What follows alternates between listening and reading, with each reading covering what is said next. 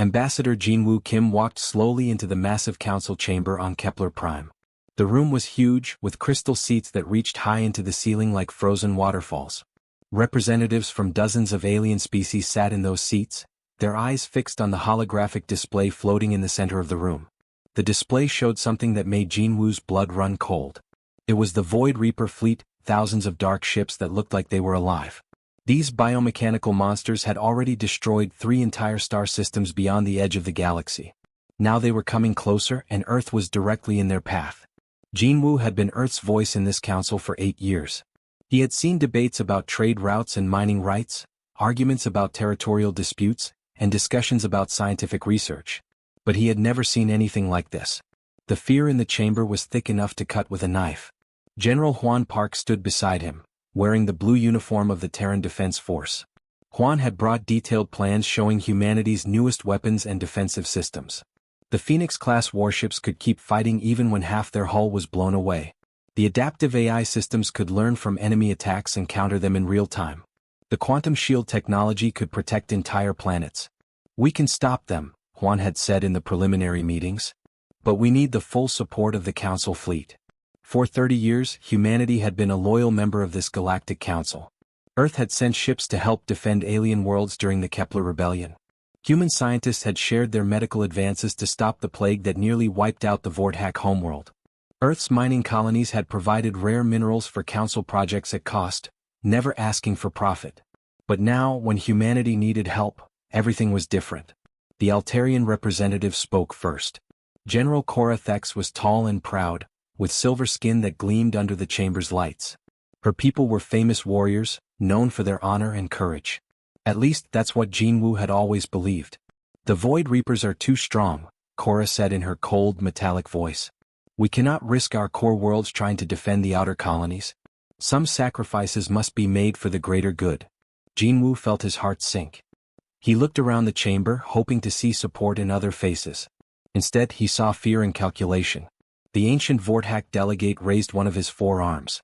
His species had been part of the council for over 1,000 years. They were supposed to be wise and just. "The Altarians speak logic," he said in his whispering voice. "The Outer Rim territories cannot be defended.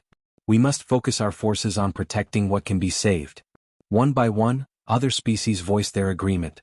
The blue-skinned Cetans, who had signed a defense treaty with Earth just 2 years ago, voted to abandon humanity. The crystal beings from Andromeda, who owed their existence to human medical aid, turned their backs. Jinwoo stood up, his hands shaking with anger and desperation.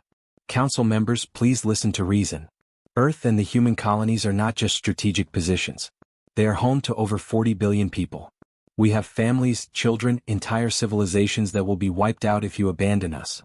He gestured to the holographic display showing Earth's blue marble hanging in space.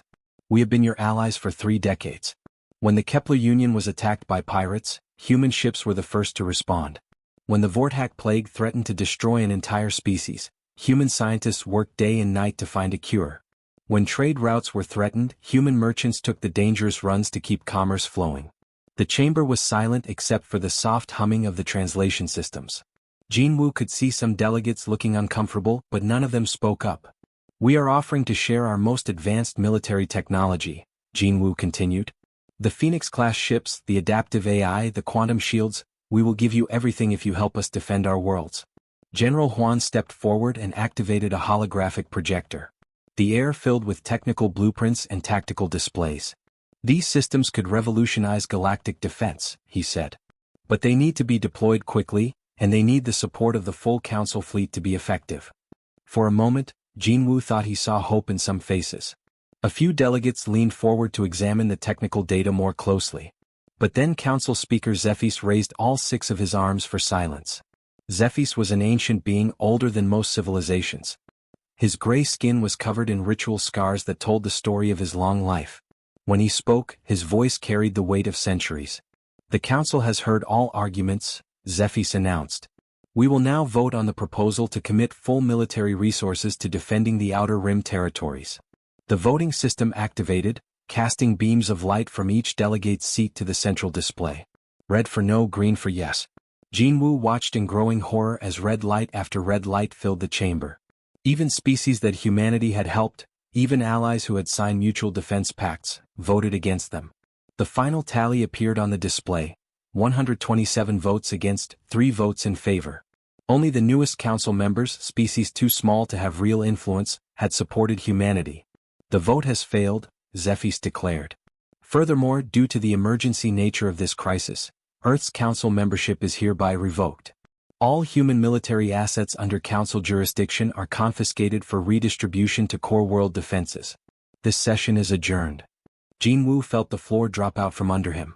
Not only were they being abandoned, but the council was stealing their ships and weapons as well.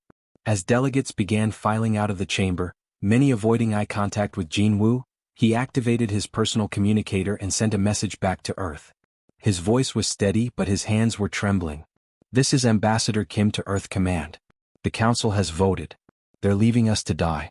We stand alone. The chamber emptied, leaving Jinwoo and General Huan standing alone under the crystal seats that had witnessed humanity's greatest betrayal. Commander Sujin Lee gripped the controls of her small corvette as she flew through what used to be New Busan Colony. Chunks of metal and debris floated all around her ship like deadly snow. 6 months ago, this had been a thriving human settlement with 3 million people. Now it was nothing but twisted wreckage drifting in the cold darkness of space. The Void Reapers had come through this system like hungry locusts. Their bioships didn't just destroy things, they ate them. The alien vessels would latch onto space stations and colonies with long tentacle-like appendages, then drain away all the metal, fuel and organic matter to make themselves bigger and stronger. Sujin's scanner beeped softly as it detected a faint signal from the wreckage. She maneuvered her ship closer and found a small escape pod that had somehow survived the attack. Inside were 2 children, barely alive but breathing. She quickly brought them aboard her corvette and set course for the nearest human base. This was what the war had become: small acts of rescue and defiance in the face of overwhelming destruction. The massive council fleets that should have been protecting human space were nowhere to be seen. Instead, humanity fought alone with whatever ships they could find. Admiral Minho Torres stood on the bridge of the Soul's Pride, watching tactical displays that showed red dots representing enemy ships spreading across human territory like a disease. His flagship had once been a simple cargo hauler, designed to carry supplies between colonies. Now it bristled with weapons that his crew had welded onto the hull wherever they could find space. The ship shook as another Void Reaper scout probe tested their defenses. These probes were small but dangerous, sent ahead of the main fleet to gather information about human capabilities. Torres had learned to shoot them down quickly before they could report back to their hive mind. "Admiral," called out Lieutenant Eugene Hahn from the communications station. "We're getting reports from the Tau Ceti mining stations. They say the main Reaper fleet is moving toward them." Torres nodded grimly. The Tau Ceti system had some of humanity's most important mining operations. If the Reapers consumed those resources, they would become even more powerful. But he didn't have enough ships to defend everywhere at once. "Tell Tau Ceti to evacuate what they can and prepare their self-destruct charges," he ordered. "Better to deny the enemy resources than let them feed." Deep underground on Earth, Dr. Doon Park worked in a laboratory that had been carved out of solid rock. The facility was hidden beneath the mountains of Korea, safe from orbital bombardment but not from the desperation that filled every corridor. Doon hadn't slept in 3 days. Her team of scientists and engineers worked around the clock, trying to develop new weapons and defenses with whatever materials they could scavenge. The Council had taken most of humanity's advanced technology when they revoked Earth's membership, leaving them to fight with improvised equipment. "Dr. Park," called out her assistant, Jiwoo Kim, "the power coupling tests are showing promising results." Doon looked up from her computer screen, her eyes red with exhaustion. They had been working on a new type of power system that could keep ships fighting even when their main engines were destroyed. It was based on the idea that human crews could manually operate critical systems if the computers failed. "If we can't match their numbers," she told her tired team, "we'll outsmart them. Humans have always been good at fighting dirty." The war had already claimed so many colonies.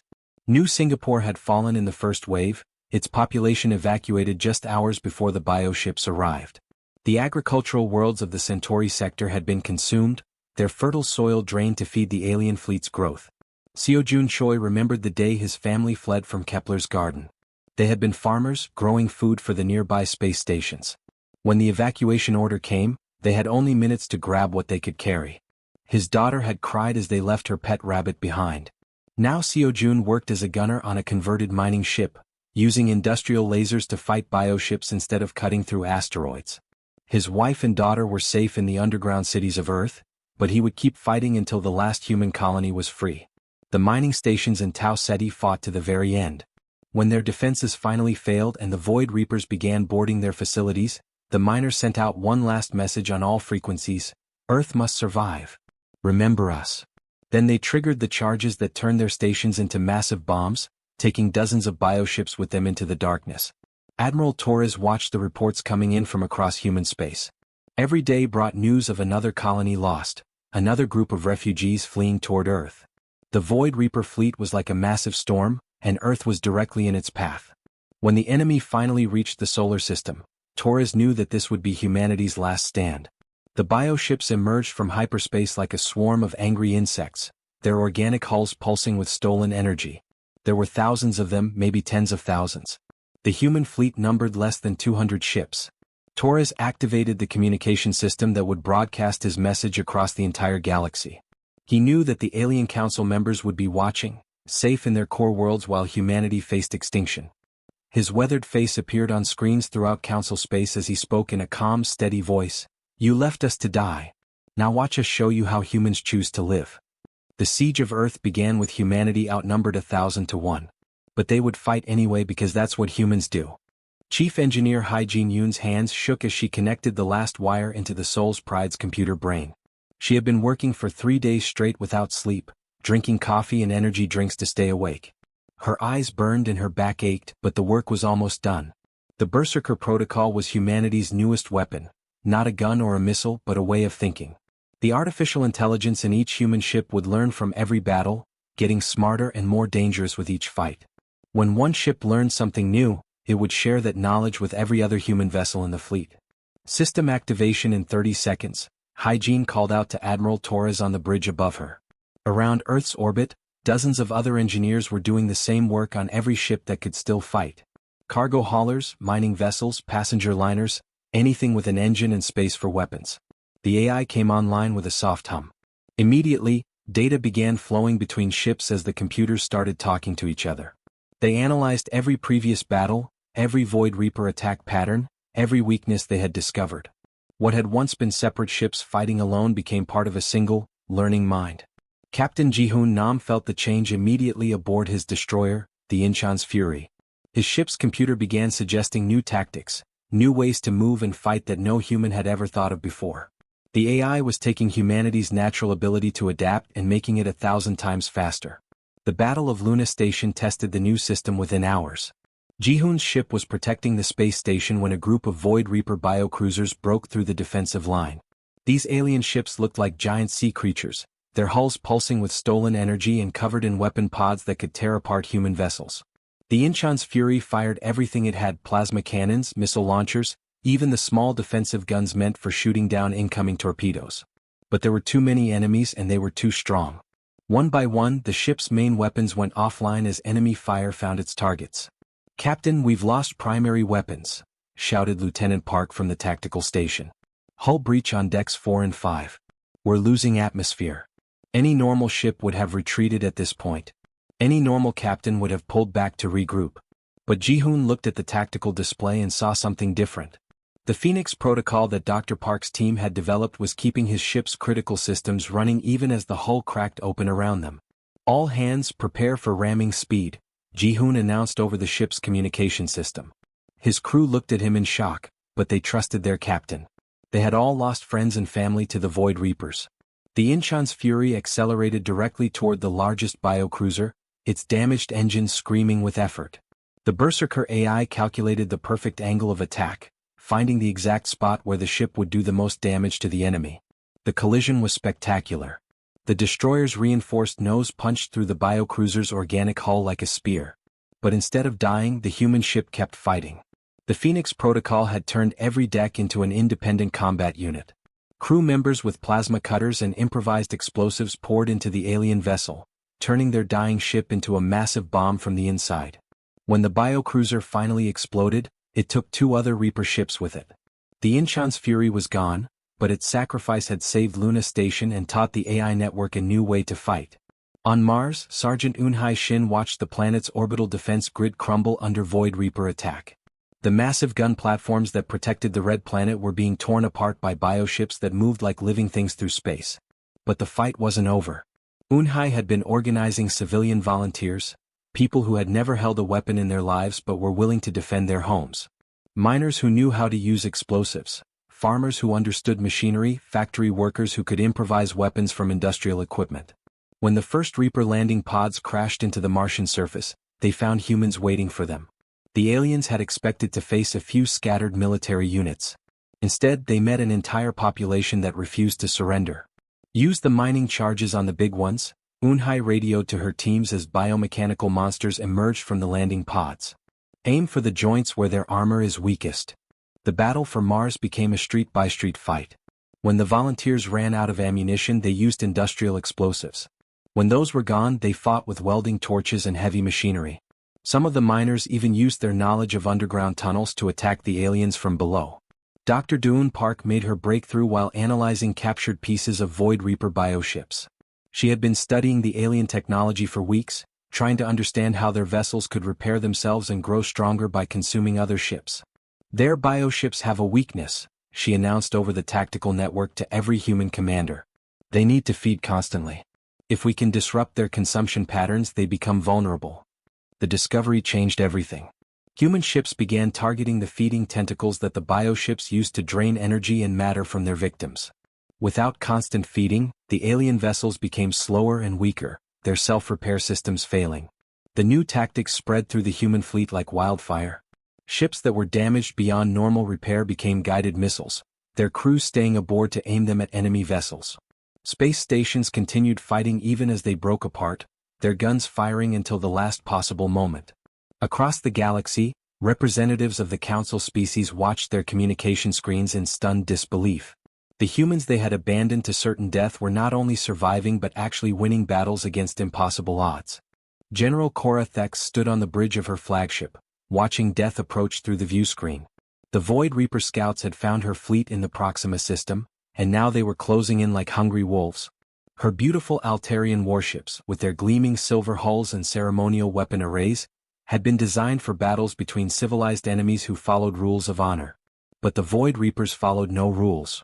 Their bioships moved like living nightmares through space, adapting to every tactic the Altarians tried.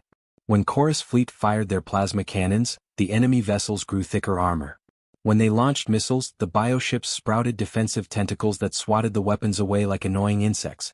"General, we've lost 3 cruisers," reported her tactical officer, his voice tight with fear. "The enemy is learning from our attacks faster than we can adapt." Cora felt the weight of failure crushing down on her. The Altarian people had always prided themselves on being the galaxy's greatest warriors. Their military academies taught ancient codes of honor and traditional battle formations that had worked for thousands of years. But none of that meant anything against an enemy that could change and grow stronger with each passing moment. The communication system crackled to life, and a human face appeared on her screen. Admiral Minho Torres looked tired and battle-scarred, but his eyes held a determination that Cora had not seen in any council leader since the war began. "General Thex, this is Admiral Torres of the Terran Defense Force," he said in a calm voice. "No one should face extinction alone." Cora stared at the screen in shock. This was the same human admiral whose species the council had abandoned to die. The same man whose people had been stripped of their membership and left to face the Void Reapers without help. By all rights, he should have let the Altarians die for their betrayal. "Admiral Torres," Cora replied, her voice heavy with shame. "We voted to abandon your people. Why would you help us?" Torres smiled sadly. "Because it's the right thing to do. And because we're all fighting the same enemy." The data package that followed contained everything. Human defensive formations that relied on unpredictability rather than rigid tradition. Phoenix protocol specifications that could keep ships fighting even when they were falling apart. Berserker AI algorithms that learned and adapted faster than any biological mind. Most importantly, it contained something the Altarians had forgotten in their centuries of formal warfare: the willingness to fight dirty when survival was at stake. "Use them well," Torres added before closing the channel. "Fight with honor, but fight to win."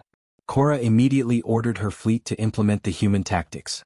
Instead of maintaining perfect formation, her ships began moving in chaotic patterns that the bioships couldn't predict.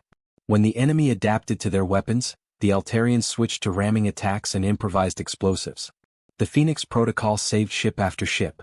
When the cruiser Starfire lost its main engines, its crew kept fighting with backup systems and manual controls. When the destroyer Wind Dancer had its hull breached in 12 places, it continued firing until the last gun was silenced. But it was the Berserker AI that made the real difference. The artificial intelligence began learning from the bioship's own adaptations, turning the enemy's greatest strength against them. Every time a Void Reaper vessel changed its tactics, the AI found a counter-tactic even faster. The battle that should have ended in total Altarian defeat became an impossible victory. When the last bioship exploded in a burst of organic fire, Korra's surviving crew members stared at their displays in amazement. The news spread through Council space faster than hyperspace communications. Young Captain Hyunwoo Bae of the Centauri Federation watched the battle reports from his patrol ship near the galactic core.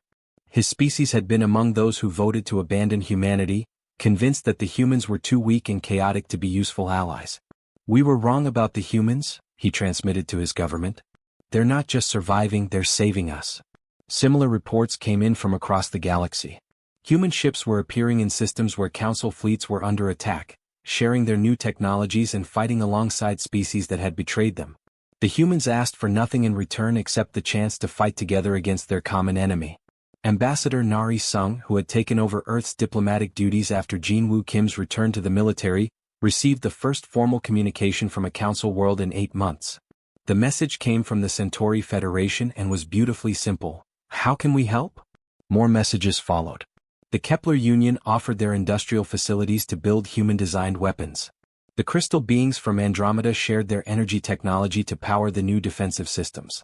Even species that had no military to speak of sent supplies and volunteers.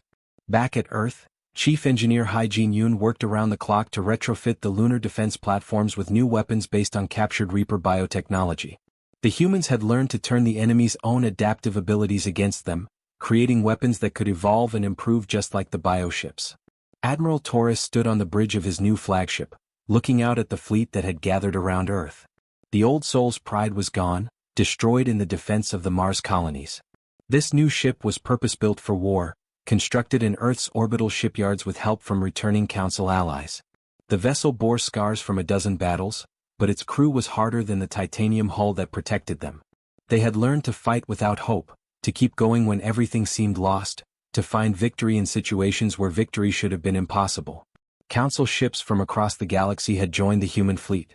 Altarian cruisers flew alongside converted human cargo haulers. Centauri fighters escorted mining ships bristling with improvised weapons. The betrayers and the betrayed stood together at last. "All ships, this is Admiral Torres," he announced to the assembled fleet. "Today we end this war." The alarms screaming through Kepler Prime's underground bunkers told Council Speaker Zephys everything he needed to know. The Void Reapers had finally broken through the last defensive line. After months of watching the war from a safe distance, the enemy had come for the Council's most protected world. Zephys shuffled through the corridors beneath the planet's surface, his 6 arms trembling with age and fear. Around him, representatives from dozens of species huddled in what had once been meeting rooms and offices. The proud chamber where they had voted to abandon humanity now served as their tomb. General Korra Thex of the Altarians stood guard at one of the bunker entrances, her weapon ready but her face grim. She had learned to fight using human tactics, but her small force was no match for the bioship swarm descending on the planet above. "The planetary shields are failing," reported one of her officers. "Bioships are beginning atmospheric entry. We have maybe an hour before they reach the bunker levels." Through the bunker's communication system, they could hear the sounds of battle raging on the surface. Kepler Prime's defense fleet was being torn apart by Void Reaper vessels that had grown larger and more powerful with each world they consumed. The same fate that had befallen human colonies was now coming for the Council's capital. Suddenly, new signals appeared on the tactical displays. Ships were emerging from hyperspace around Kepler Prime, hundreds of them. But these weren't Void Reaper reinforcements. The energy signatures were different, familiar. They were human ships. Ambassador Jin-Woo Kim stood on the bridge of the lead vessel, watching Kepler Prime grow larger on the view screen. The planet that had once been the center of galactic civilization was now covered in dark clouds from burning cities. Bioships swarmed around it like angry insects, their organic hulls pulsing with stolen energy. "Admiral Torres," Jin-Woo said into his communicator, The irony is not lost on me. We're here to save the people who condemned us to die. Torres's voice came back calm and steady. That's what makes us human, Ambassador. We don't let people suffer even if they deserve it. The human fleet spread out around Kepler Prime in formations that would have seemed chaotic to traditional military minds. Ships moved in unpredictable patterns, constantly changing direction and speed. What looked like disorder was actually the result of months of desperate innovation. "This is Admiral Torres to all Council forces," came the broadcast that echoed through the bunkers below. "Humanity remembers our debts. All of them." Down in the underground chambers, Council Speaker Zephys felt his heart skip a beat. The humans had come. The species they had betrayed, the people they had left to die, had crossed the galaxy to save them. The battle above was swift and decisive in a way that no previous engagement had been. Human tactics, refined through months of desperate fighting, cut through the Reaper bioships like a blade through soft flesh. The adaptive AI systems that had learned from every previous battle predicted enemy movements before the bioships could make them. Ships that should have been destroyed by enemy fire kept fighting thanks to the Phoenix Protocol. When the cruiser New Soul lost half its hull to a bioship attack, its crew manually operated the remaining weapons from backup stations. When the destroyer Busan's hammer had its engines blown away, it used its momentum to ram 3 enemy vessels before finally exploding. Captain Ji-hoon Nam, now commanding a new ship bearing the name Incheon's Revenge, led the assault on the largest Reaper vessel. This was the command bioship, a massive creature that pulsed with the accumulated energy of a dozen consumed worlds. Its destruction would cripple the entire enemy fleet. "All squadrons, concentrate fire on the command vessel's feeding tentacles," Nam ordered. His pilots knew exactly what to do. They had learned that disrupting the bioship's ability to consume energy would make them vulnerable. Dr. Doon Park's greatest weapon was finally ready. The virus she had developed didn't attack the bioships directly. Instead, it disrupted their feeding mechanisms from the inside, causing them to starve even while surrounded by energy sources. The virus spread from ship to ship through the biofleet's own communication network. One by one, the Void Reaper vessels began to slow and weaken. Their organic hulls stopped pulsing with stolen power. Their adaptive defenses failed as they could no longer process the energy needed to maintain them. What had once been an unstoppable swarm became a collection of dying creatures floating helplessly in space. The last Reaper vessel fell silent and began drifting dead through space. The command bioship that had led the invasion of Kepler Prime became nothing more than an empty shell, its biomechanical systems finally failing after consuming themselves from within. Ambassador Jin-Woo Kim walked through the corridors of the council building, but this time he was not coming as someone begging for help. He was the leader of the rescue fleet, representing the species that had saved the galaxy from extinction. The great chamber where the council had once met was mostly empty now. Only a handful of representatives remained, their heads bowed in shame. The crystal seats that had once been filled with proud delegates from across the galaxy now held only the humbled survivors of species that had learned too late the value of loyalty.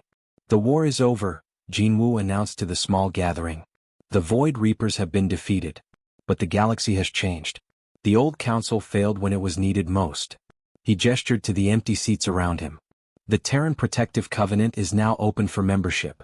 We protect those who stand with us. We remember those who stand against us. And we never abandon our allies." The few remaining council members looked at each other uncertainly. They had once commanded fleets and ruled star systems. Now they were being offered protection by the species they had tried to sacrifice. "What about those who betrayed you?" asked General Thex quietly. Jin-Woo smiled sadly. "We protect them too. Because that's what humans do." Across the galaxy, human patrol fleets took up positions along the galactic rim, standing watch against future threats from the void. The old council still existed, but its authority was broken. Power now rested with those who had proven themselves when everything was at stake. In the end, the betrayers were protected by those they had betrayed, because humanity had learned that true strength came not from abandoning the weak, but from standing together against the darkness.